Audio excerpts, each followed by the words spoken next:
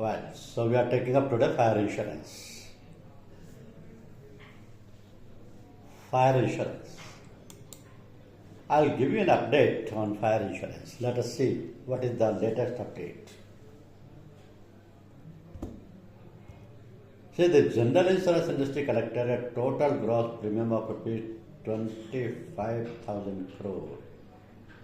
Or you can say exactly in terms of the figure 25,666 crore under fire insurance policies in FY24. FY means financial year. Means in previous financial year, the fire portfolio was of rupees 25,000 crore. Now a 7.27% growth was there as compared to previous figure of financial year 23, that was 23,000 crore 936. It means the fire portfolio is rising, it is increasing, there is a growth, that is confirmed. But however, the incurred claim ratio in the segment has soared, deteriorating to 78% in FY24 from 58% in FY23. क्या हुआ कि जो fire में incurred claim ratio था, जो financial year 23 में 58% था, उसके कंपैरिजन में फाइनेंशियल ईयर 24 में ये बढ़कर 78% हो गया। प्रीमियम बढ़ा, साथ के साथ इनकर्ड क्लेम रेशो भी बढ़ा। अब इसका इम्पैक्ट क्या हुआ? Putting a strain on the profitability of the insurance companies in this segment, which constitutes around 9% of the industry's total premium income of rupees 2.9 lakh crore in FY24. और उसका result ये हुआ कि उसने इंश्योरेंस की profitability पर direct impact किया, जबकि ये फायर इंश्योरेंस का पोर्टफोलियो जो है इंडस्ट्री का टोटल 9% प्रीमियम है। मीन्स सबसे बड़ा पोर्टफोलियो आज की डेट में कहा जाए तो हेल्थ इंश्योरेंस है, सेकेंड मोटर है, तो उसके बहुत बाद फायर इंश्योरेंस आता है। लेकिन फायर इंश्योरेंस सबसे ज़्यादा डिमांडेड प्रोडक्ट है। उसके रीज़न है कि एक दो पॉलिसी तो बगैर फायर के दी नहीं जा सकती, जैसे FLOP है। एक दो पॉलिसी फायर के कॉम्बिनेशन में रहती है हमेशा, जैसे फायर एंड बर्गलरी है। और फायर पॉलिसी अपने आप में एक ऐसी इंडिपेंडेंट पॉलिसी है जो मल्टीपर्पज रिस्क को कवर करती है। अब ये जो फिगर आपने देखी कि प्रीमियम बढ़ा, साथ में इनकर्ड क्लेम रेशो भी बढ़ा, पोर्टफोलियो भी बढ़ा, क्योंकि total premium income 2.9 lakh crore हो गया। इसका इम्पैक्ट क्या हुआ ये देखिए। Losses piled up, incurred claims surged from 57.99 to 78.33. ये तो बढ़ा ही incurred claim ratio। प्रीमियम भी बढ़ गया 25,666 crore. Fire insurance account for 9%, that is 2.9 lakh crore. Then reinsurers demand higher premiums for high risk properties like industrial plants and storage facilities. जब भी किसी भी पोर्टफोलियो का इनकर्ड क्लेम रेशो बढ़ता है तो रीइंश्योरर्स हमेशा उसका प्रीमियम रेट बढ़ा देते हैं, और जैसे रीइंश्योरर्स प्रीमियम रेट बढ़ाएंगे पूरी इंडस्ट्री में उसका प्रीमियम इम्पैक्ट होगा, पूरी प्रीमियम रेट बढ़ जाएगी। मैन्युफैक्चरिंग प्रीमियम्स में rise 10 to 20% due to major claims. इस साल यानी इस फाइनेंशियल ईयर में ये पॉसिबिलिटी है कि फायर का प्रीमियम 10 to 20% बढ़ सकता है, बिकॉज इंश्योरेंस आर रेस्ट्रिक्टिंग को insurance and re insurance rates below IIB benchmarks. IIB से नीचे कोई भी रेट अप्लाई नहीं हो रही है, और ये पॉसिबिलिटी है कि इस साल क्योंकि इनकर्ड क्लेम रेशो बढ़ गया है इसलिए फायर का प्रीमियम रेट भी बढ़ सकता है। और फायर का एक ऐसा पोर्टफोलियो है जिसमें जनरल इंश्योरेंस के सारे प्रिंसिपल्स एप्लीकेबल होते हैं। For example, principle of insurable interest, principle of utmost good faith, principle of proximate cause and principle of indemnity.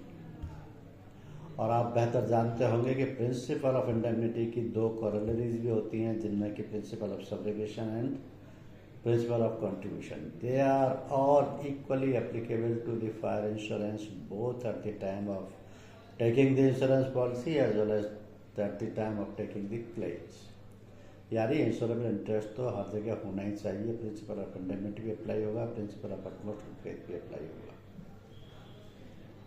Fire insurance को आज की डेट में जब हम इंडिपेंडेंट पोर्टफोलियो को ट्रीट करते हैं तो हमारे पास बहुत सारे ऑप्शन हैं. बहुत सारे ऑप्शन इन द सेंस कि हम कौन कौन सी पॉलिसी अपने कस्टमर्स को दे सकते हैं. क्योंकि 1 अप्रैल 2021 से IRDA ने 3 नई पॉलिसीज इंट्रोड्यूस की थी फायर पोर्टफोलियो में, जो पॉलिसी सारी जनरल इंश्योरेंस इंडस्ट्री के लिए कॉमन है और पूरी जनरल इंश्योरेंस इंडस्ट्री तीनों पॉलिसीज को on the standardised basis sell कर रहे हैं. स्टैंडर्डाइज मतलब सारी कंपनियों के लिए बिल्कुल एक जैसी हैं. उनके terms, conditions, wordings and clauses सब सेम हैं. हाँ, प्रीमियम रेट डिफर कर सकती है और इनके एड-ऑन्स भी डिफर कर सकते हैं company to company. Otherwise policy की वर्डिंग्स डिक्टो रहेगी. अब ये 3 पॉलिसी थी, भारत गृह रक्षा, भारत सूक्ष्म उद्यम और भारत लघु उद्यम. तो Bharat Griha Raksha is meant exclusively for the residential houses and dwelling insurance, it is also known as. But Bharat Sookshma Udyam और Bharat Laghu Udyam Suraksha policies are absolutely meant for commercial purposes only. और जो पुरानी पॉलिसी चली आ रही है फायर की, that is very popularly known as standard fire and special peril policy और in other words SFSP policy. तो ये 4 ऑप्शन आज की डेट में अवेलेबल हैं. इन एडिशन कोई भी इंश्योरेंस कंपनी अपने लिए कोई भी फायर के नाम से या किसी भी रिलेटेड नाम से और प्रोडक्ट IRDA से अप्रूव करा सकती है, लेकिन ये प्रोडक्ट एज इट इज रहेंगे, इनमें कोई चेंज नहीं है. अब सब्जेक्ट मैटर क्या होता है फायर इंश्योरेंस का, क्योंकि ये फायर पोर्टफोलियो बहुत बड़ा पोर्टफोलियो इसलिए हो जाता है कि इसमें वैरायटी ऑफ रिस्क कवर की जाती है. जैसे बिल्डिंग का रिस्क भी कवर होता है, प्लांट एंड मशीनरी का भी कवर होता है, फर्नीचर एंड फिक्चर्स का भी रिस्क कवर होता है, स्टोरेज यानी raw material, semi finished, finished goods, ये सब इंश्योरेबल हैं. Plus additional facilities like pipelines, utilities are also covered. तो they are all subject matter of fire insurance. और फायर को जब फायर पॉलिसी में कवर किया जाता है किसी भी बिल्डिंग को या प्रॉपर्टी को या किसी भी फर्नीचर फिक्सर वगैरह को, तो इंश्योरेंस पार्लेंस में फायर टर्म को थोड़ा डिफरेंटली ट्रीट किया जाता है. कैसे किया जाता है? फायर के मायने हैं कि 3 बेसिक चीजें होनी चाहिए, जिसमें there is actual ignition, the fire is purely accidental और fortuitous, and there must be something on fire which ought not to be on fire. इन तीनों की प्रेजेंस जरूरी है, तभी वो फायर बन पाता है. और इसी को दूसरे शब्दों में अगर ये कहें कि फायर का जो हैजार्ड है वो साइंटिफिकली अगर उसको डिफाइन करें तो that is a self sustaining process of productionization of a fuel which products produces heat and light. ये उसकी साइंटिफिक डेफिनेशन है. लेकिन इसमें भी वही तीनों कंटेंट्स हैं कि फ्यूल भी होना चाहिए, ऑक्सीजन भी होना चाहिए, टेम्परेचर भी होना चाहिए, तभी ये बन पाएगा. लेकिन ये फ्यूल होता क्या है, सोर्स क्या है फायर हैजार्ड्स का? ये सोर्स कुछ भी हो सकता है, जैसे सॉलिड है, लिक्विड है, वेपर्स हैं, गैसेज हैं. इनमें किसी में भी फायर हो सकता है. क्योंकि फायर बहुत बड़ा टर्म है जिसको कि हम एज ए कॉमन मैन ये मान के चलते हैं कि फायर की जो पॉलिसी है उसमें केवल फायर की रिस्क कवर होती है, जबकि ऐसा नहीं है. तो अगर फायर को भी अपने आप में एक पेरिल को भी ट्रीट किया जाए तो उसको भी यूँ समझना पड़ेगा कि ये फायर के मायने हैं क्या. क्योंकि फायर तो सॉलिड में भी हो सकती है, लिक्विड में भी हो सकती है, वेपर्स में भी हो सकती है, गैसेज में भी हो सकती है. अब सॉइल फ्लड का ही अगर एक प्रूफ लिया जाए तो सॉलिड आइटम्स के मायने क्या है? वुड्स है, फैब्रिक्स है, सिंथेटिक मटेरियल है, पैकेजिंग मटेरियल है, पेपर्स हैं, दे आर ऑल सॉलिड्स. इनमें भी फायर हो सकता है, लिक्विड से भी हो सकता है, फ्लेमेबल लिक्विड्स में भी हो सकता है. They are all subject to fire, और you can say these are the properties, they are susceptible to fire. कभी भी कैसे भी किसी भी रीजन से इनमें फायर हो सकता है. फायर में एक बहुत बड़ा कन्फ्यूजन ये रहता है सभी को कि फायर से डैमेज हुआ है वो तो पेबल होगा, लेकिन जो फायर की प्रोसेस से डैमेज हुआ है वो पेबल हुआ कि नहीं. फॉर एग्जाम्पल, अगर आग लगेगी तो धुआं भी होगा, धुआं से नुकसान भी हो सकता है. Smoke damages caused by fire, water damages in extinguishing fire, आग को बुझाने के लिए जो पानी इस्तेमाल किया जाता है, स्प्रे किया जाता है या छिड़का जाता है, तेजी से डाला जाता है, उससे भी और डैमेजेस बढ़ेंगी.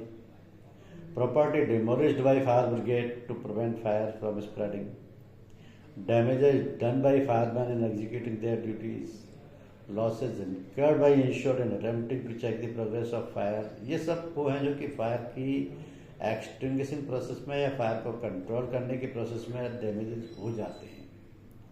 या जहाँ आग लग गई है वहाँ और भी सराउंडिंग्स में लॉस होगा, स्मोक से भी लॉस होगा,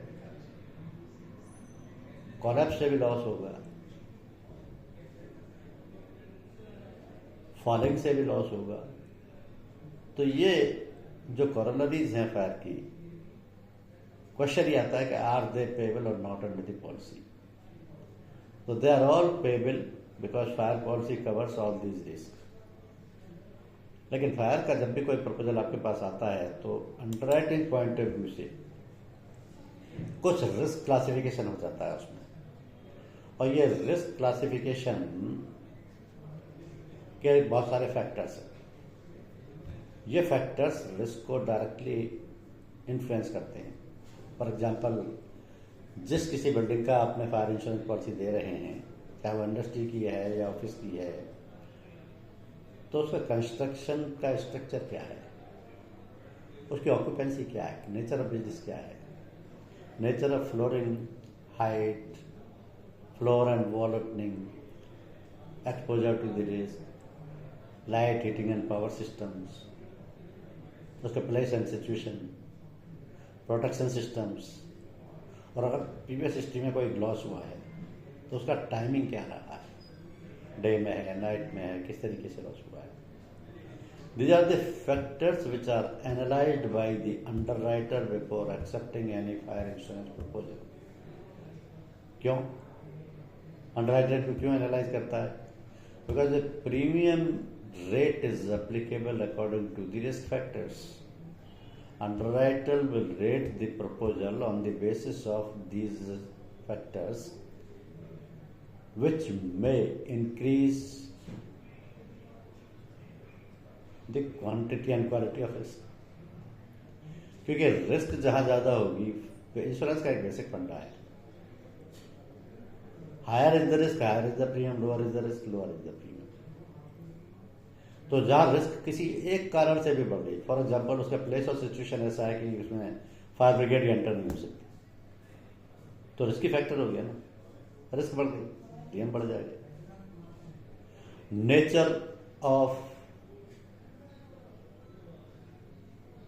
बिजनेस क्या है, ऑक्यूपेंसी क्या है उसकी, क्योंकि अगर वहीं कोई मेटल फैक्ट्री है तो रिस्क फैक्टर कम है, कोई हजार्डस आइटम की फैक्ट्री है तो रिस्क फैक्टर बहुत ज़्यादा है.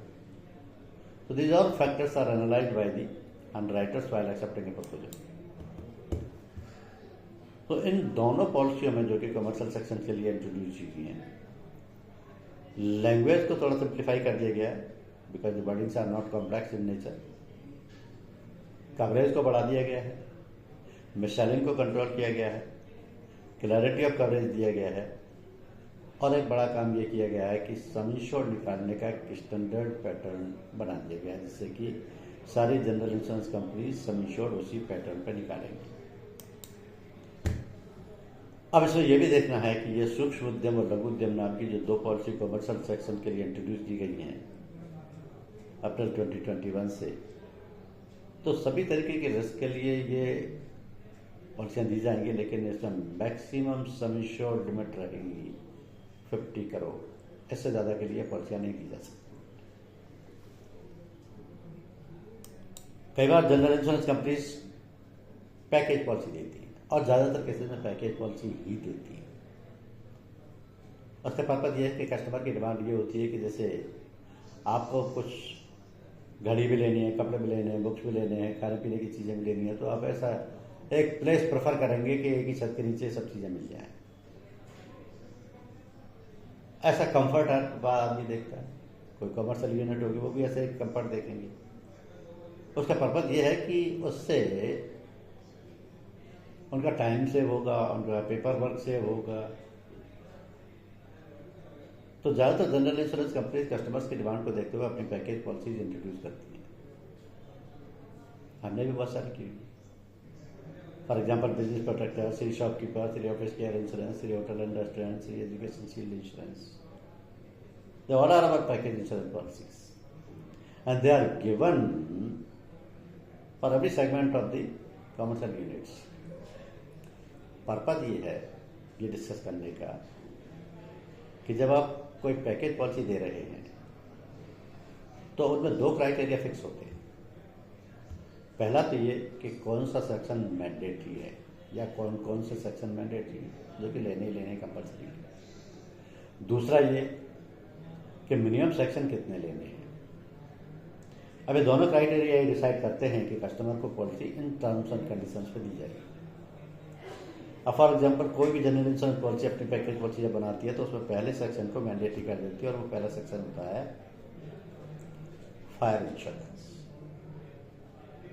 तो इसका मतलब ये है कि कस्टमर को फायर इंश्योरेंस सेक्शन लेना ही लेना है। और जब फायर लेना है तो उसे ये नहीं मालूम कि फायर की कौन सी पॉलिसी यहाँ अप्लाई हो रही है। सूक्ष्म उद्यम है, लघु उद्यम है, standard fire and special peril policy, कौन सी पॉलिसी अप्लाई हो रही है, तो उसको पता करने की जरूरत भी नहीं है, क्योंकि कंपनी के सॉफ्टवेयर इस तरीके के गए हैं कि जैसा सम इंश्योर्ड की लिमिट होगी उसी के हिसाब से सॉफ्टवेयर ऑटोमेटिकली वो पॉलिसी निकाल देगा। तो ये जो क्राइटेरिया है कि पहला सेक्शन मैंडेटरी है जिसमें फायर सेक्शन कवर हो जाएगा, इसमें ये कंफ्यूजन बिल्कुल भी नहीं है कि कौन सी पॉलिसी अप्लाई की गई है। That is absolutely based on the sum insured of the proposal. हाँ, वो कंडीशन की मिनिमम 2 सेक्शन हो सकते हैं, मिनिमम 3 सेक्शन हो सकते हैं, that depends upon company to company, उनके प्रपोजल डिफर हो सकते हैं। अब इन पॉलिसीज को इस तरीके से दिया जाता है कि भारत सूक्ष्म उद्यम का सम इंश्योर्ड मैक्सिमम 5 करोड़ हो सकता है, इससे ऊपर के लिए पॉलिसी एप्लीकेबल नहीं है। सूक्ष्म का मतलब माइक्रो, यानी छोटी यूनिट। तो छोटी यूनिट का सम इंश्योर्ड कितना होगा? 5 करोड़ भी शायद ज़्यादा है कई जगह। लेकिन जब 5 करोड़ से सम इंश्योर्ड ज़्यादा होता है तो पॉलिसी चेंज हो जाती है लघु उद्यम, स्मॉल एंड मीडियम एंटरप्राइज। इसके लिए आपको 5 से 50 करोड़ तक की आप पॉलिसी दे सकते हैं, और जैसे ही सम इंश्योर्ड 50 करोड़ से ऊपर होता है तो फिर standard fire and special policy या फिर industrial all risk policy. Industrial all risk policy थोड़ी कॉम्पैक्ट हो जाती है, जिसमें कि और भी कई चीज़ें कवर हो जाती हैं, जैसे कि FLOP है, बगलरी है, मशीनरी ब्रेकडाउन है, MLOP वगैरह। लेकिन ये जो सम इंश्योर्ड है, this is based on the value of risk at one location. क्योंकि अगर मेरी कोई एक कमर्शियल यूनिट है तो उस कमर्शियल यूनिट की एक जगह पे एक पॉलिसी दी जाएगी, policy location specific. Fire policy हमेशा लोकेशन स्पेसिफिक होती है। तो सिंगल बेस्ड यूनिट की value of risk at one location decide की जाएगी। हाँ, इसमें मल्टीपर्पज रिस्क कवर हो सकती है। फॉर एग्जाम्पल कोई मैन्युफैक्चरिंग रिस्क है, जहाँ पर कोई प्रोडक्ट होता है, आउटपुट होता है, टर्नओवर होता है, या कोई नॉन इंडस्ट्रियल रिस्क है, जैसे कि होटल है, ऑफिस है, शॉप है, जहाँ नॉर्मली सर्विसेज रेंडर की जाती है। All types of storage risk है। स्टोरेज के मायने हैं कि स्टोरेज कुछ इस तरीके के गुड्स होते हैं जिनको कि ओपनली स्टोरेज किया जाता है। कोल है, सीमेंट है, या जो कहीं बद्दी है, या बहुत सारे मेटल के प्रोडक्ट्स हैं, और कुछ होते हैं जो कि क्लोज गोडाउन्स में रखे जाते हैं। ना any types of utilities and tanks, they all are subject matter of fire insurance and they are covered under the fire policy. तो ये जो दो पॉलिसियाँ इंट्रोड्यूस की गई उनमें थोड़े से चेंज ये किए गए कि 12 से बढ़ा के 14 पैरेलल कर दिए गए। किसी भी पैरेलल को डिलीट करने का राइट इंश्योरेंस कंपनी को नहीं दिया गया। सम इंश्योर्ड स्पेसिफाइड कर दिए गए, सूक्ष्म उद्यम का 5 करोड़, लघु उद्यम का 5 से 50 करोड़। कंपल्सरी एक्शन डिफाइन कर दी, सूक्ष्म उद्यम में 5,000 रुपये और नीच क्लेम, लघु उद्यम में 5% और नीच क्लेम सब्जेक्ट टू मिनिमम 10,000। ये जो कंपल्सरी एक्सेस है टेररिज्म के केस में थोड़ा डिफर हो जाता है, क्योंकि terrorism is one risk which is directly dealt with by the terrorism pool, तो ये थोड़ी डिफरेंस हो जाती है। लेकिन मिनिमम प्रीमियम इन दोनों पॉलिसियों का डिफाइंड है, जो है 500 प्लस जीएसटी सूक्ष्म उद्यम के लिए और 1000 प्लस जीएसटी लघु उद्यम के लिए। ये मेजर चेंजेस किए गए, लेकिन इन्हीं के साथ जो पेरिल्स हैं उनकी डेफिनेशंस भी चेंज होगी, क्योंकि फायर इंश्योरेंस में fire itself is the prominent peril, और वो फायर पेरिल पहले की पॉलिसी में standard fire and special peril policy में इतना कंफ्यूजन था, इतना लिमिटेड था कि उसके लिए एड ऑन कवर लेने पड़ते। आज भी क्योंकि वो पॉलिसी तो ऐसे थे, उसमें तो कोई चेंज नहीं, लेकिन इन सूक्ष्म उद्यम और लघु उद्यम में फायर पेरिल की डेफिनेशन को चेंज कर दिया गया और उसको एक्सपेंड कर दिया गया। एक्सपेंड कैसे किया गया? इसमें ओन फर्मेंटेशन, नेचुरल हीटिंग और स्पॉन्टेनियस कंबशन को without any additional premium include कर लिया गया। ये ऑटोमेटिकली अब इसमें कवर्ड हो गया, जबकि standard fire and special peril policy में ये आज भी एड ऑन कवर है, उनके लिए एक्स्ट्रा प्रीमियम देना पड़ता है। स्पॉन्टेनियस कंबशन के मायने कुछ ऐसे आइटम्स होते हैं जिनको कि बिना आग लगाए या बिना किसी आग के कॉन्टेक्ट में आए, जो ऑटोमेटिक बाई नेचर और बाई हीट और बाई टेम्परेचर ही आग पकड़ लेते हैं, जैसे कोल है, है केमिकल्स हैं। तो ये नॉर्मली ओपन में स्टोरेज होते हैं, जहाँ टेम्परेचर बहुत ज़्यादा हुआ, 45 को क्रॉस किया, 46, 7, 8, 50 तक जा सकता है, नॉर्मली जाता ही, तो ये ऑटोमेटिकली भी आग पकड़ लेते हैं। तो इन दैट केस अगर इन्होंने ऑटोमेटिक आग पकड़ी है तो भी इसको एक्सीडेंटल फायर मान के फायर की पॉलिसी में कवर किया जाएगा और क्लेम पे किया जाएगा। दूसरी डेफिनेशन चेंज की है बुश फायर की। बुश फायर की भी डेफिनेशन को एक्सपेंड किया गया, जिसमें कि फॉरेस्ट फायर और जंगल फायर को ऐड कर दिया गया। क्यों किया गया? क्योंकि बुश फायर के नॉर्मली लॉसेस कम होते हैं, लॉसेस होते हैं फॉरेस्ट फायर के, जंगल फायर के। उसके पीछे लॉजिक क्या है कि जितने भी एक्सपेंशन होते हैं किसी भी सिटी में, किसी भी शहर में चले जाइए आप, इंडस्ट्रीज के, रेजिडेंशियल हाउसेज के, फैक्ट्रीज के, कमर्शियल यूनिट्स के, जितने भी एक्सपेंशन होते हैं, दैट वो एक्सपेंशन कहाँ होते हैं? Outskirts of the city, city के बाहर ही होते हैं, क्योंकि सिटी अंदर से तो डेंसली पॉपुलेटेड होता है, फिर बाहर की तरफ उसका एक्सपेंशन होता है, ईस्ट वेस्ट नॉर्थ साउथ चारों तरफ चलते रहते हैं। तो जब तक वहाँ कॉलोनियाँ नहीं बनती हैं या इंडस्ट्री नहीं आती है, तब तक वहाँ क्या होता है? फॉरेस्ट होता है, जंगल होता है। उनमें चांसेस ऑफ फायर ज़्यादा है, और उनमें आग लगती है तो वो इतनी इजीली कंट्रोलेबल भी नहीं होती, दैट कैन डैमेज। तो बुश फायर में फॉरेस्ट फायर, जंगल फायर को शामिल कर लिया गया। इम्पैक्ट डैमेज में एयरक्राफ्ट डैमेज को शामिल कर लिया गया।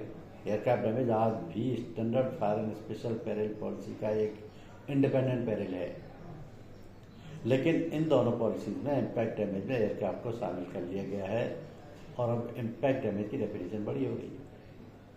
और इसमें 3 पेरिल और शामिल कर लिए गए, जो कि टेररिज्म, अर्थक्वेक और थेफ्ट है।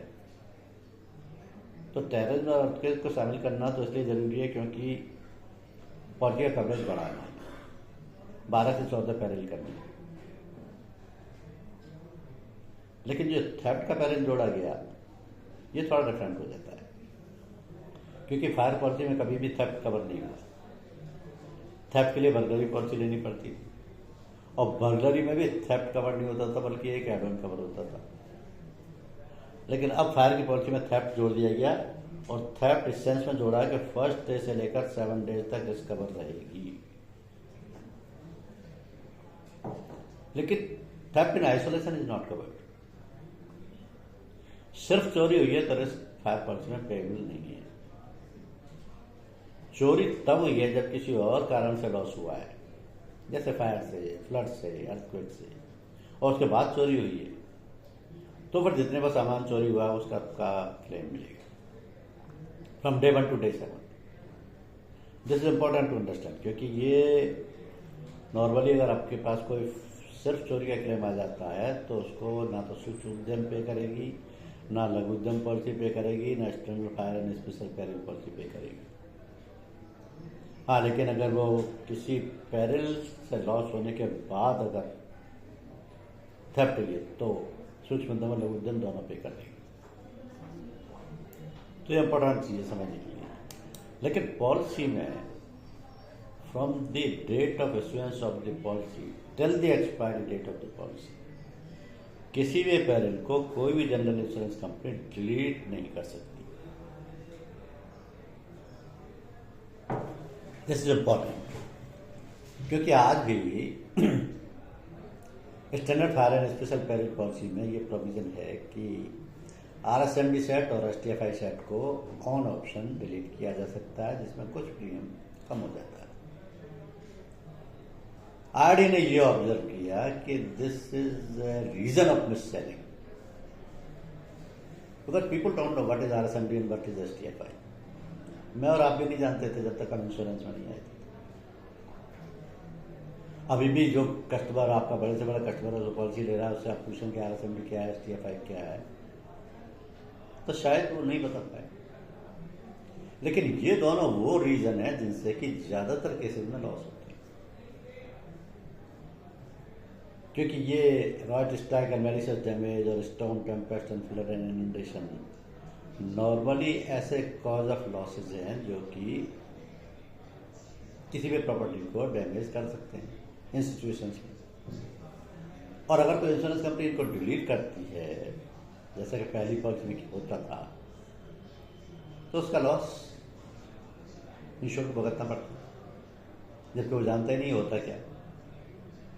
तो ये एक बहुत बड़ा मिससेलिंग का रीजन भी रहा है, जिसको कंट्रोल किया गया है कि अब कोई insurance company STFI RSMD set को डिलीट नहीं करेगी। अब ये देखिए कि बेसिकली जो standard fire and special peril policy थी और है, उसमें ये 15 एड ऑन कवर है जो कि एज पर टैरिफ है, जो कि पहले हर जनरल इंश्योरेंस कंपनी के लिए एप्लीकेबल थे और आज भी हैं। लेकिन ये जो दो पॉलिसी इंट्रोड्यूस की गई सूक्ष्म उद्यम और लघु उद्यम, उनमें ये कोशिश किया RD ने कि इन सभी एड ऑन कवर्स को with certain conditions inbuilt coverage में डाल दिया जाए और उनका कोई एडिशनल प्रीमियम नहीं लिया जाए, और ऑलमोस्ट सारे एड ऑन्स को कवर कर लिया गया। ये एडवांटेज है इन दोनों नई पॉलिसियों का। हालांकि उसमें सम इंश्योर्ड की लिमिटेशन है कि 50 करोड़ से ज़्यादा के लिए नहीं दे सकते आप, लेकिन 50 करोड़ तक में तो मेजर यूनिट्स कवर हो जाते हैं। और उनको ये बेनिफिट मिल रहा है कि ये जो सारे के सारे एड ऑन कवर्स हैं, इनको पॉलिसी के इनबिल्ट कवरेज का पार्ट बना दिया गया। इंडिविजुअली किसी का एक्स्ट्रा प्रीमियम नहीं लेना। This is a great benefit given to the policy holders. अब जिसमें कुछ एक को हाईलाइट किया जा सकता है, जैसे आर्किटेक्ट, सर्वेयर, कंसल्टिंग इंजीनियर की फीस जो कि 3% थी, उसको बढ़ा के 5% कर दिया गया। 5% of the claim amount. Removal of debris की limit 1% of the claim amount थी, जिसको बढ़ा के 2% कर दिया गया। कुछ एड ऑन कवर्स जैसे एडिशन, अल्ट्रेशन और एक्सटेंशन, अब ये standard fire and special peril policy में आज भी एड ऑन है, लेकिन इस पॉलिसी में इसको इंक्लूड कर लिया गया कि 15% ऑफ द सम इंश्योर्ड तक कोई एक्स्ट्रा पेमेंट नहीं लिया जाएगा, automatic risk covered. Temporary removal of stock की ऑटोमेटिक रिस्क कवर्ड है। कवर ऑफ स्पेशल कंटेंट्स की रिस्क कवर्ड है। और addons like start of expenses, cost compared by municipal regulations, stocks on floater basis, reloaded software, stock and interest, ये सब inbuilt coverage का part है और इनके लिए कोई एडिशनल प्रीमियम नहीं। लेकिन प्रीमियम के पॉइंट ऑफ व्यू से अगर कोई चीज समझनी है तो आप ये समझना कि स्टॉक्स ऑन फ्लोटर बेसिस में थोड़ा वेरिएशन है। क्या वेरिएशन है कि फ्लोटर रिस्क उसको कहा जाता है जहाँ पर एक ही सम इंश्योर्ड के अंदर कई लोकेशंस को कवर किया जाता है, और ऐसा केवल स्टॉक के केस में होता है फायर पॉलिसी। तो cover for stocks at multiple locations under one some insured, तो वहाँ कोई एक्स्ट्रा पेमेंट चार्ज करने की जरूरत नहीं है। अगर सूक्ष्म उद्यम पॉलिसी है तो 5 करोड़ तक का सम इंश्योर्ड है। मैं थोड़ा इसको और आपको एग्जांपल से क्लैरिफाई करता हूँ, क्योंकि क्लैरिटी आनी चाहिए और आपकी समझ में आनी चाहिए ये चीज़। फ्लोटर रिस्क के मायने ये हैं फायर में, जैसे मेरी राजस्थान में श्री सीमेंट फैक्ट्री है और मेरे ऑल इंडिया में 4 गोडाउन है, क्योंकि पैन इंडिया सेल है सीमेंट की। तो चेन्नई, मुंबई, दिल्ली, कोलकाता मेरे गोडाउन्स हैं और मेरा प्लांट ब्यावर में राजस्थान है। अब मैं चाहता हूं कि मेरे चारों गोडाउन प्लस मेरी फैक्ट्री एक ही पॉलिसी में, एक ही सम इंश्योर में कवर हो जाए। This is possible, fire insurance में ऐसा हो जाएगा। शर्त यह है कि अगर पांचों का मिला के सम इंश्योर 5 करोड़ से कम है तो कोई एक्स्ट्रा पेमेंट नहीं लगेगा। फॉर एग्जाम्पल, मान लिया मेरी फैक्ट्री है 80 लाख रुपए की और मेरे चारों जगह पे जो गोडाउन है उनमें चारों में 1-1 करोड़ तक का माल रहता है, तो मेरी टोटल 4 करोड़ 80 लाख की पॉलिसी मैंने ली, मीन्स विद इन 5 करोड़। अब इस केस में मेरे को कोई एक्स्ट्रा फ्लोटर चार्जेस पेबल नहीं है। But the moment the sum insured is exceeding 5 crores, in that case 10% loading will be there. तो फ्लोटर रिस्क का ऑप्शन एक बहुत अच्छा ऑप्शन होता है फायर पॉलिसी में। जब भी आप किसी को पॉलिसी सेल कर रहे हैं, किसी मैन्युफैक्चरर को सेल कर रहे हैं, तो आप उनको कह सकते हैं कि आपके कहाँ कहाँ गोडाउन है वो आपकी इसी पॉलिसी में कवर हो जाएंगे, उसकी रिस्क इसी में शामिल हो जाएगी।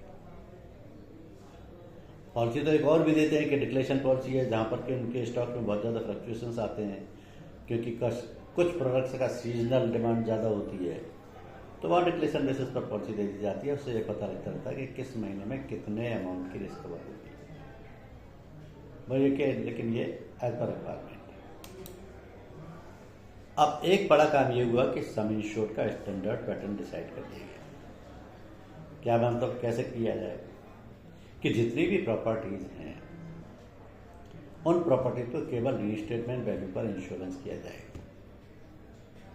प्रॉपर्टीज क्या क्या हो सकती हैं? बिल्डिंग हो सकती है, प्लांट और मशीनरी हो सकती है, फर्नीचर, पिक्चर एंड फिटिंग हो सकती है। ये तीनों प्रॉपर्टीज कहलाती हैं। इनका इंश्योरेंस रीस्टेटमेंट वैल्यू बेसिस किया जाए। लेकिन स्टॉक केस में बहुत वेरिएशन होता है। For example, stock raw material भी हो सकता है, स्टॉक इन प्रोसेस भी हो सकता है, फिनिश्ड स्टॉक भी हो सकता है। तो इन दैट केस उनका सम इंश्योर्ड भी डिफरेंट बेसिस पे निकाला जाएगा। रॉ मटेरियल का अगर आप सम इंश्योर्ड ले रहे हैं तो landed cost at insured premises लेंगे। स्टॉक एंड प्रोसेस का सम इंश्योर्ड निकाल रहे हैं तो input cost of the stock at the time of damage निकालेंगे। फिनिश्ड स्टॉक का आप सम इंश्योर्ड ले रहे हैं तो manufacturing cost of the finished stock लेंगे। इससे क्या है, सम इंश्योर्ड में क्लैरिटी रहेगी और अंडर इंश्योरेंस भी नहीं होगा, क्योंकि फायर की policy subject to under insurance होती है। और अगर साथ में कोई प्रीशियस स्टोन्स हैं, बुलियंस है या कोई कीमती सामान है तो उसको एग्रीड वैल्यू बेसिस पर कवर किया जा सकता है। एग्रीड वैल्यू बेसिस के मायने ये है कि जो वैल्यू इंश्योर्ड और इंश्योरर के बीच में एग्री हो गई। नॉर्मली ये वैल्यूएशन सर्टिफिकेट के बेसिस पर होती है या इनवॉइस वैल्यू के बेसिस पर होती है। Some documentation will prove that what is the value of this subject. अच्छा, इन पॉलिसीज में एस्केलेशन का कोई क्लॉज लागू नहीं होता, क्योंकि ये एस्केलेशन रेजिडेंशियल प्रॉपर्टी में लागू होता है।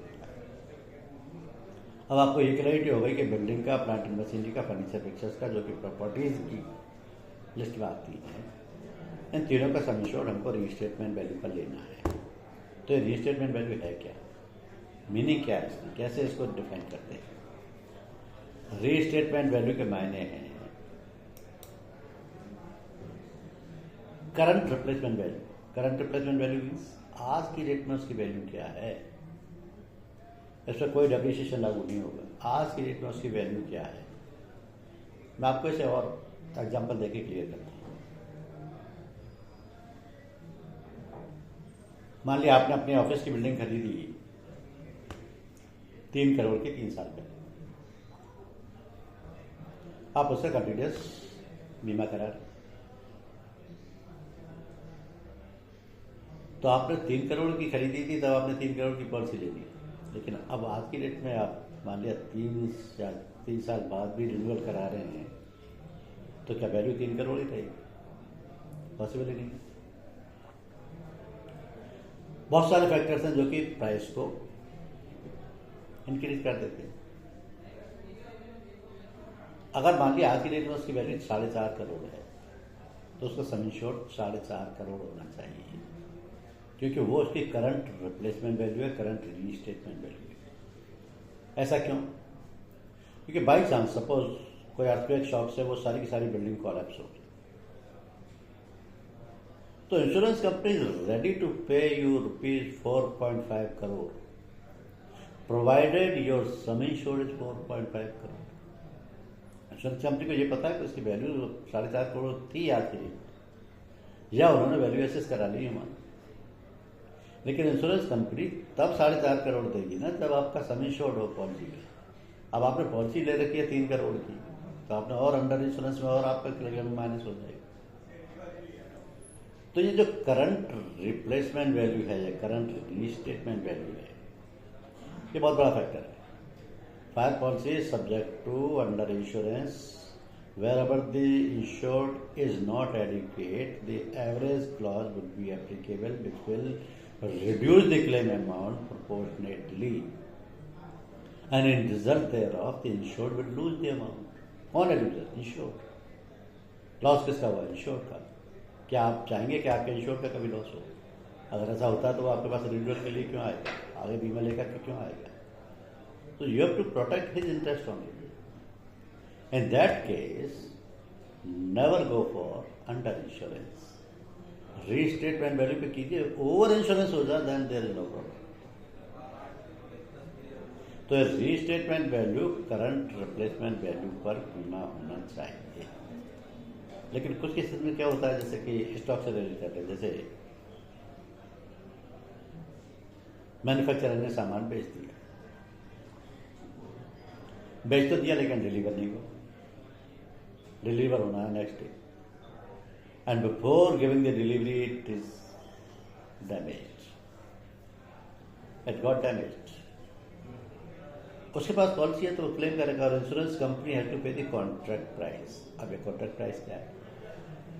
कॉन्ट्रैक्ट प्राइस के मायने है कि जिस प्राइस पे आपने उसको बेचा है, आपके मैन्युफैक्चरिंग कॉस्ट कुछ भी हो सकती है, आपकी प्रोसेसिंग कॉस्ट कुछ भी हो सकती है, आपकी रॉ मटेरियल कॉस्ट कुछ भी हो सकती है, but at what price you have sold it, that price the insurance company is ready to पे।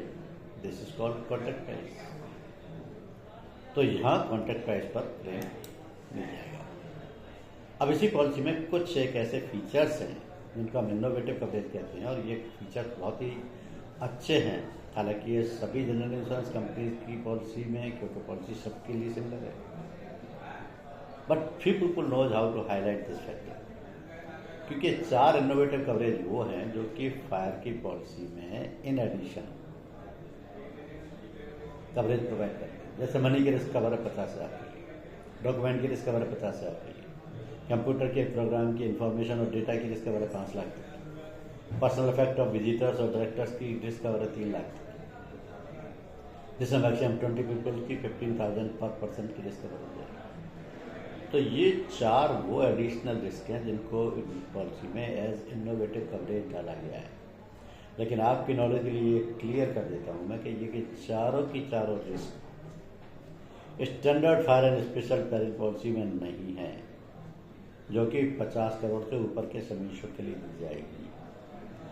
ये बेनिफिट्स केवल सूक्ष्म उद्यम और लघु उद्यम पॉलिसी में ही रहेंगे। एक और बेनिफिट दिया गया है इस पॉलिसी में कि हालांकि सम इंश्योर्ड निकालने का पैटर्न रीस्टेटमेंट वैल्यू रहेगा, बट रीस्टेटमेंट वैल्यू लेने में भी 5%, 10%, 15% का फ्लक्चुएशन हो सकता है। तो इन दैट केस अगर अंडर इंश्योरेंस है 15% तक, दैट विल बी वेट, और ऐसा नॉर्मली होगा। क्यों? मैं एक एग्जाम्पल से क्लियर करता हूँ आपको। कि मान लिया एक साड़ी का शोरूम है,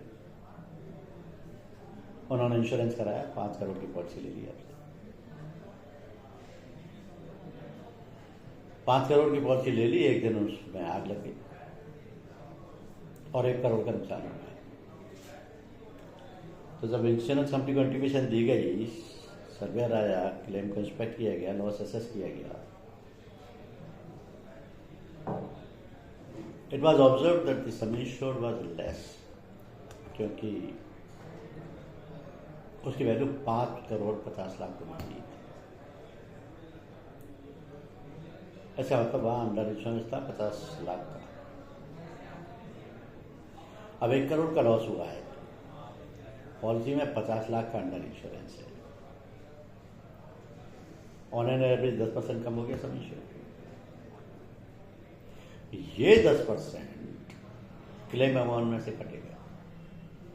1 करोड़ का लॉस 90 लाख ही मिलेगा, 10% नहीं मिलेगा।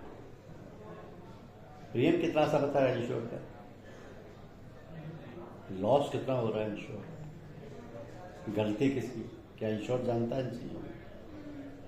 ये सब हमारे बताने की चीजें होती हैं कि अगर 5 करोड़ की वैल्यू है तो आप 6 करोड़ की पॉलिसी ले लो, 5.5 करोड़ की पॉलिसी ले लो, लेकिन आप 4 करोड़ की मत लो, 4.5 की मत लो, क्योंकि क्लेम के टाइम पे इंश्योर्ड को ही लॉस होना है और प्रीमियम जो बच रहा है वो भी उसकी बचाने की नीयत नहीं है, ये हमारी आपकी गलती से बच रहा है, क्योंकि हम उसको सिर्फ ये दिखा रहे हैं कि हम कम प्रीमियम कर दिए, जबकि ये नुकसान करेगा उसको eight the time of loss.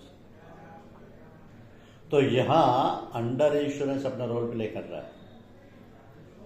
अब क्योंकि आईआरडी ने एक फैसिलिटी दे दी कि 15% तक अंडर इंश्योरेंस हो तो वेव किया जा सकता है, तो इस केस में क्योंकि अंडर इंश्योरेंस 10% है और बाय द वे पॉलिसी सूक्ष्म उद्यम और लघु उद्यम है, तो ये वेव हो जाएगा।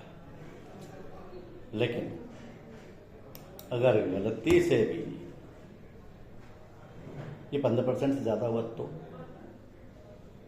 फॉर एग्जाम्पल एक ऑफिस है, उस ऑफिस ने 3 करोड़ अपनी बिल्डिंग की पॉलिसी ली, 1 करोड़ अपने स्टॉक के लिए, 4 करोड़ की पॉलिसी ली, एक दिन में फ्लड से लॉस हो गया 50 लाख का, या फायर से लॉस हो गया 50 लाख का। अब जब सर्वेयर आता है और इंस्पेक्शन करता है, वैल्यूएशन निकालता है, तो वो देखता है कि बिल्डिंग की कीमत 3.5 करोड़, जबकि 3 करोड़ का सम इंश्योर्ड लिया गया है, स्टॉक की कीमत 1.5 करोड़ है, जबकि केवल 1 करोड़ का स्टॉक सम इंश्योर्ड लिया गया है, पॉलिसी 5 करोड़ की होनी चाहिए थी लेकिन 4 करोड़ की ही है, तो अंडर इंश्योरेंस होगी ना। और अंडर इंश्योरेंस में कितना हुआ, 20%। जब 20% अंडर इंश्योरेंस हो वहां वेवर नहीं चलेगा। वहां अगर इंश्योर्ड ये कहे कि अच्छा आपकी पॉलिसी में ये प्रोविजन है कि 15% अंडर इंश्योरेंस वेव कर दिया जाएगा, तो आप इसमें से 15% वेव कर दीजिए, रिमेनिंग 5% का काट लीजिए। नो, अगर टोटल 20% डिडक्ट होगा और क्लेम 50 लाख का 40 लाख ही मिलेगा। तो ऐसे स्टेप कभी भी इंश्योर्ड के लिए बहुत घातक हो सकते हैं, इसलिए पर हमें प्रिकॉशन रखना चाहिए कि अंडर इंश्योरेंस ना हो जाए जिससे उसका लॉस ना हो। ये अंडर इंश्योरेंस हमेशा इंश्योर्ड को लॉस करता है, और ऐसी सिचुएशंस जहां पर कि अब जैसे कुछ इनबिल्ट कवरेज में डाल दिए गए हैं एडॉन्स, उसका भी बेनिफिट उसको इंश्योर्ड को समझाना चाहिए, जैसे स्टॉक एंड इंटरेस्ट। अब इसका एडमिशन प्रीमियम नहीं है, मैं सूक्ष्म उद्यम में, लघु उद्यम में, जबकि स्टैंडर्ड फायर पॉलिसी में अभी भी है, इनमें नहीं है। तो उसका बेनिफिट क्या है? कुछ एक बिजनेस ऐसे होते हैं जिनमें जिस बिजनेस को वो डील कर रहे हैं, जिस प्रोडक्ट को वो डील कर रहे हैं, उसमें उनका इंश्योरेबल इंटरेस्ट होता ही नहीं। फॉर एग्जाम्पल ड्राई क्लीनर की शॉप। अब ड्राई क्लीनर का काम क्या है? ड्राई क्लीनिंग करेगा कपड़े की, कारपेट की, मैट्रेसेस की, लेकिन वो सब उसके है ही नहीं। बाई चांस उसकी दुकान में आग लग जाए, या कोई फ्लड से लॉस हो जाए, या किसी और रीजन से इंश्योर पेरिल से लॉस हो जाए, तो जो माल का मालिक है वो तो सब ड्राई क्लीनर से क्लेम करेगा ना, और सबका लॉस उसे पे करना पड़ेगा अपनी जेब से, उसकी तो दुकान बंद हो जाएगी। तो क्या होगा? पहले स्टॉक हेल्ड इन ट्रस्ट इस पॉलिसी में कवर नहीं था, लेकिन अब ये ऑटोमेटिक कवर्ड है और ये बेनिफिट पॉलिसी में क्लेम का मिलेगा। ऐसे एग्जाम्पल आप समझ सकते हैं मोटर व्हीकल गैरेज का। अब मोटर व्हीकल गैरेज में क्या होगा, जितने भी व्हीकल्स रिपेयर के लिए आएंगे उनमें से एक भी ओनर का नहीं है, और बाई चांस आग लग गई, सबके लिए लॉस हो गया, तो सब मोटर व्हीकल ओनर से ही क्लेम करेंगे ना? नहीं, गैराज ओनर से क्लेम करेंगे।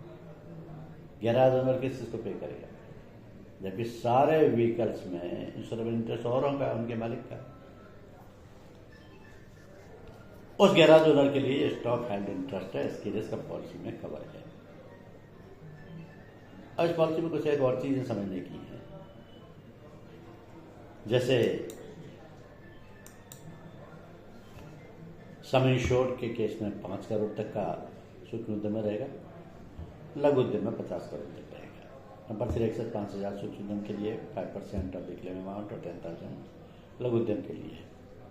स्टार्टअप एक्सपेंसेस की लिमिट 1 लाख तक की सूक्ष्म उद्यम में, 5 लाख तक की लघु उद्यम में। फ्लोटर कवर इनबिल्ट है सूक्ष्म उद्यम में, लेकिन लघु उद्यम में उसका एक्स्ट्रा प्रीमियम है और मिनिमम प्रीमियम का डिफरेंस है। इसके अलावा इंश्योर्ड के लिए ये एक बहुत बड़ा बेनिफिट है कि any day if you come to know that the sum insured is not sufficient, he can get the sum insured increase during the policy period. Difference amount of premium has to be paid, लेकिन ये तब तक हो सकता है जब तक कि पॉलिसी पे क्लेम नहीं आया, तो सम इंश्योर्ड बढ़ाया जा सकता है। कंपल्सरी एक्सेस में कोई चेंज नहीं होगा, क्योंकि इंश्योरेंस कंपनी की लायबिलिटी मैक्सिमम सम इंश्योर्ड तक ही होती है, उससे ऊपर नहीं। और एक चीज इसमें समझने की ये है कि पॉलिसी में 8 एड ऑन कवर हमारे पास अवेलेबल है। फायर इंश्योरेंस की इन दोनों नई पॉलिसी में सूक्ष्म उद्यम और लघु उद्यम में हमारे पास 8 एड ऑन कवर अवेलेबल है। ये एड ऑन कवर के बारे में आप इतना जान लें सर, हर एड ऑन कवर की एडिशनल कॉस्ट होती है, हर एड ऑन कवर ऑप्शनल होता है। किसी भी कंपनी के पास कितने भी एड ऑन कवर हो सकते हैं। एड ऑन कवर के माने वो रिस्क हैं जो कि आपकी इनबिल्ट पॉलिसी में कवर नहीं है।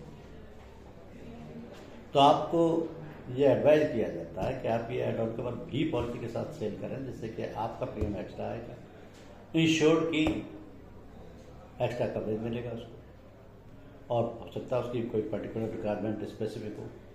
फॉर एग्जांपल हमारा पहला एड ऑन है instalment protection.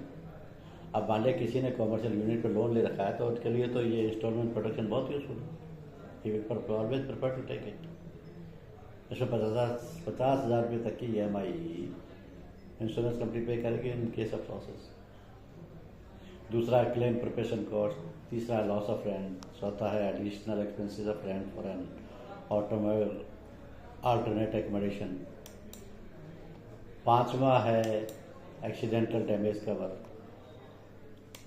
Sixth involuntary betterment, seventh expenses for loss minimisation and eighth escalation. Escalation एक ऐसा एड ऑन कवर है जो कि इंडस्ट्री के केस में बहुत यूजफुल रहता है, जिसमें कि किसी भी इमरजेंसी में अंडर इंश्योरेंस से बचा जा सकता है। मान लिया आपने पूरे एफर्ट से पूरी रीस्टेटमेंट वैल्यू पे बीमा कराया, लेकिन कुछ ऐसे फैक्टर्स हुए जो कि जिसने अचानक वहां वैल्यू बढ़ा दी, तो क्लेम के टाइम पे अंडर इंश्योरेंस अप्लाई हो जाएगा, क्योंकि आपकी वैल्यू पॉलिसी की तो बढ़ी नहीं। लेकिन अगर आपने एस्केलेशन क्लॉज ले रखा है, तो उसमें जितने परसेंट आपने ऑप्ट किया हुआ है, 25% तक का फैसिलिटी है, उतने तक अगर तुम्हें भी अंडर इंश्योरेंस की सिचुएशन आएगी तो ऑटोमेटिक कवर हो जाएगा और कुछ भी नहीं कटेगा। अब इस पॉलिसी में एक चीज ध्यान देने की ये है कि ये पॉलिसी लेगा तो वो जो कि ओनर होगा या जिसका इंश्योरेबल इंटरेस्ट होगा, लेकिन कई बार सिचुएशन चेंज हो जाती है। जैसे कोई यूनिट बेच दी तो बायर ले लेगा, कोई लीज पे दे दी तो लेसर ले लेगा, कोई रेंट पे उठा दी तो टेनेंट ले लेगा। लेकिन टेनेंट के केस में केवल एक ही डिफरेंस रहेगा कि बिल्डिंग का बीमा वो नहीं करा सकता, बाकी प्रॉपर्टी उसकी हो सकती है, मशीनरीज उसकी हो सकती है, फर्नीचर पिक्चर उसका हो सकता है। अब इस सूक्ष्म उद्यम का या लघु उद्यम का कोई भी प्रपोजल आपके पास आता है तो you have to refer it to the support of his underwriting department, क्योंकि आपकी ब्रांच के लेवल पर यह पॉलिसी इशू नहीं हो सकती। Reason being the market is very volatile and the pricing competition is there, so the proposals are rated by underwriting department support office. This is all about fire insurance. If you have any questions, you can ask. Any questions?